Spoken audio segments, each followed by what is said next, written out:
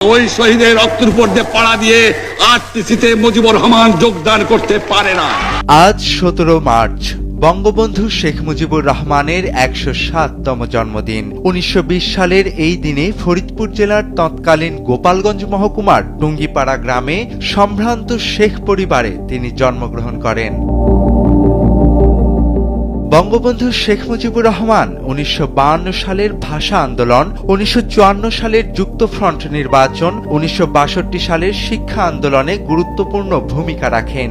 1971 সালে স্বাধীনতা অর্জনের পর তিনি প্রথমে বাংলাদেশের রাষ্ট্রপতি ও পরবর্তী সময়ে প্রধানমন্ত্রী হিসেবে দায়িত্ব নেন। ব্রিটিশ ভারত এবং পরবর্তী সময়ে পূর্ব পাকিস্তানে মানুষের অধিকার আদায়ের লক্ষ্যেও তিনি সোচ্চার ছিলেন। রাজনৈতিক জীবনে তাকে বহুবার কারাবরণ করতে হয়। 1966 সালে তিনি ঐতিহাসিক 6 দফা পেশ করেন। 1968 সালে তাকে আগরতলা ষড়যন্ত্র মামলার প্রধান আসামি করা হয়। 1969 সালের 22 ফেব্রুয়ারি গণ অভ্যুত্থান ও জনগণের চাপের মুখে পাকিস্তান সরকার আগরতলা ষড়যন্ত্র মামলা প্রত্যাহার করে শেখ মুজিব সহ অন্যান্য আসামিকে মুক্তি দেয়। মুক্তি লাভের পর ছাত্র জনতা শেখ মুজিবুর রহমানকে বঙ্গবন্ধু উপাধি দিয়ে সম্মানিত করে।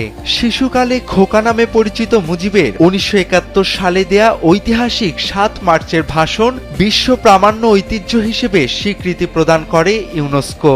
রক্ত যখনই দিয়েছি, রক্ত আরো দেব, এদেশের মানুষকে মুক্ত করে ছাড়বো ইনশাআল্লাহ।